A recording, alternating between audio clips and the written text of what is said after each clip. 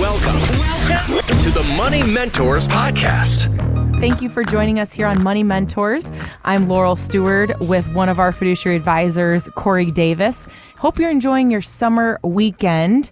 We were just talking about it. If anybody participated in Amazon's Prime Day event that took place here, because they had reported that they hit a record online sales of over $14 billion during those 2 days. Wow. So I'm just curious to say, what does that look like compared to Cyber Monday? Or what is the Friday? Why can't I think? Friday. Thank you, Black Friday. I should know that, right?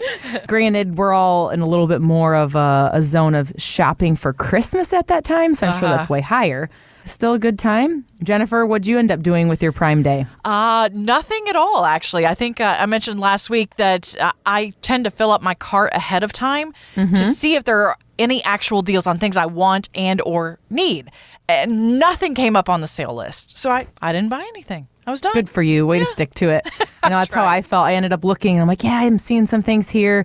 And after a while, I kept scrolling and then I just burned myself out completely and exited. So they didn't get anything from me either. How about you, Corey? My wife and I finally upgraded to a king-size bed because they had mattresses and stuff on sale. So nice. This, I think, was the first Prime Day that I actually bought something during. Woohoo! So you're Very part cool. of the 14 billion. There I am. you go. Yep. So all of us have different philosophies here, but Corey, do you want to share with our listeners what you tell your wife when she notices a sale at one of her favorite stores? Yeah, so she likes Kohl's, and when she sees there's a sale, she says, it's 30% off, I have to buy it. And I say, yeah, but if you weren't going to buy it in the first place, it could be 100% off if you just stuck with that. Laurel and I were giving him a hard time about that. Sometimes, you know, you go for the sale, but I'd Yes. much rather, though, think about online shopping and some of the fun things rather than everything else that's been happening in the headlines this week. I don't know of any news out there. Do you two? I mean, other than just typical politics is, you know, of shaking up the world. That's about it, right? That's about it. Yeah, it's kind of funny how things developed quickly after last week's show here. And with all the talk about politics and, of course, President Biden's future over this past week, MarketWatch points out to us he's going to be just fine in retirement. Come on, man. Come on, man. Oh, come on, man. I only have a little bit longer to play that soundbite, so I'm just going to use it as much as I It's so possibly great. can. But given his decades in the Senate and in the White House, of course, for the last few years, he stands to get a pension estimated around $413,000 a year. That's actually more than he's making right now as president. I thought this was Crazy. interesting. So my question for you two is, even if we're not a career politician or something like that, can we hope that we will make as much in retirement, perhaps, as we did while we were working? Yes, I think that's the greatest thing is we go through this, and I think a lot of times people don't realize what nest egg they have saved towards what that can actually do for them. And that's where we shed that light to say, okay, you know, you're going to come in, we're going to meet for a complimentary meeting, we're not going to charge you anything. We're going to sit down and crunch the numbers, and you get to see year over year, what does that look like? And we want to make sure we're investing it properly. How are we making sure there's a tax plan, that you're not overpaying the taxes, right? We want to pay our fair share. But there are plenty of people that we look at their past and where their enhanced retirement plan has them, and they are making more in retirement while working. And I think of a client that Corey and I work with quite often, Ruth. She's been a long-term client of ours, started with Gary way back when, and put all those plans and pieces together for when she did want to fully retire, because her goal was to volunteer and dedicate all her time to giving back. And I remember after a couple of the reviews that we had, she said, yep, okay, I know where I'm at. I can now see what this will do to me. She just needed to get into the mental, you know, the mind frame of not working at this said position anymore with the people. Well, it was that very next morning I tuned in and I opened up my email and she said, yep, that's it. I couldn't sleep last night. I decided it was time. Like, well, I'm glad we had that conversation then, Ruth, and we're able to put those pieces into place, which then gave her more money, just like we're talking about here, while I'm in retirement. Yeah, we've had plenty of clients who they're surprised to know they can make as much as they did while they were working, but they also have room for those lump sums for vacations, things like that. And then, you know, there's even cases where when we project it out with our reports that by the time they reach their life expectancy or later, they're still going to have the amount they started with in retirement because they've saved enough and they're basically just taking from growth and keeping their principal. Yeah. And it's awesome because you get to see it on paper, right? Obviously, we're doing all these things. We're crunching the numbers. We're putting the reports together, but we're making sure you can see it in front of you exactly what this looks like. And I remember another conversation I had with clients. We had sat down and said, right at the end of your life, based on your income goal and what you want to take out, even with some of those lump sums like Corey's referring to, you're still going to have this nest egg when you're done, when you're gone and you've left this world. And they both just kind of looked at each other and he goes, we love our children, but I think that's a bit much to leave to them. I think we can increase and do some more things. And so then, right, that just gets them brainstorming and dreaming about what they have worked so hard to do, and that's enjoy this retirement plan. I think that's hard for some of us to kind of wrap our head around. Again, a lot of people have done the right things, right? They've saved in 401ks and retirement accounts all these years. I'm wondering from your end, is it easier if you have someone, I don't know, like a President Biden, a federal worker, someone like that with a pension who comes in? Is it easier to do that with them?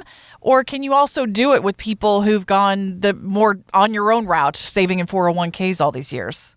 Well, we do meet with clients who have pensions, but they're much more rare today than they used to be. And then there's always that question about, is the pension going to last as long as they say it does, and all that kind of stuff as well. So time and time again, we have clients who don't have the pension, and it still does work out as long as, maxing the 401k, making sure you're at least getting the company match, having that plan in place ahead of time. It's absolutely possible without a pension. Good I think the key is if you're one of those individuals, we've talked about it recently with the Meyer Corporation here locally. They are putting some things together to say, hey, we are offering this lump sum pension buyout, but this is kind of the last time they're saying they're ever doing it. So if you're one of those individuals who works for Meyer, knows a family or a friend, maybe ask them and say, hey, I'm not trying to poke and prod into your personal life here, but I have heard that some movement's happening, right? There's some opportunities there for you to crunch the numbers and see what's best for you. And we would love to help plug ourselves into that, because we do want to look at it from a standpoint of, if you were to take the pension, and maybe that's 100% just based on you, a sole person, maybe you want to make sure there's something there for your spouse and you do some survivor options. Or what does that look like if you were able to take it as a lump sum, invest it independently, where we can actually react to the markets, right? It's actively managed. And can you have better rates of returns and also be able to pass this on, making sure it can become more of a multi-generational play, right? Because then that can pass on to your kids or grandkids or your spouse down the line, whereas the pension, it's only for you or your spouse. And on that note, the pension too, the amount that you get per year or per month may sound great now, but you have no idea what's going to happen to you in the future if your income needs change. And by just blindly turning on that pension, you're locked into that amount for the rest of your life as well. Real life lessons about your retirement. You're listening to the Money Mentors Podcast. Now, since I brought up the politics this week, since we can't really escape it right now. Never. I know Gary couldn't escape it this week either. He actually sent me a note from your portfolio managers about, everything that's happening right now. Politically, I think it has all of our attention, right? Because it's so strange, the times that we're living in. But what does your portfolio team say about this? And how do you approach it as you're helping your clients make those investment decisions? I really love what they say here. And we've looked at a lot of graphs. And if you're ever a part of our quarterly First Friday events, you're going to see a lot of these graphs and understand them more and more. So we invite you to come to that. We'll talk about that more here shortly. But one of the things that Gary had sent to us is investing only when your candidate wins leaves a lot of money on the table. And basically, we look at what this growth of tens of thousands of dollars that were invested in the S&P 500 since 1953. How does this look? If you were to only invest when Republican presidents are in office versus Democratic presidents in office versus you're invested all the years. I mean, I wish you could see the picture because we have it up in front of us, but we're looking at Republican is about 83,000, Democrat might be 215,000, but invested in all years is 1.79 million. Right. Wow. So it's very impactful to say, yes, there's going to be changes that happen. They can't usually be too swift, right? Because there's some checks and balances that are in our system. But the matter of the fact is they're still going to put things in place, whether that's tax law changes, different regulations.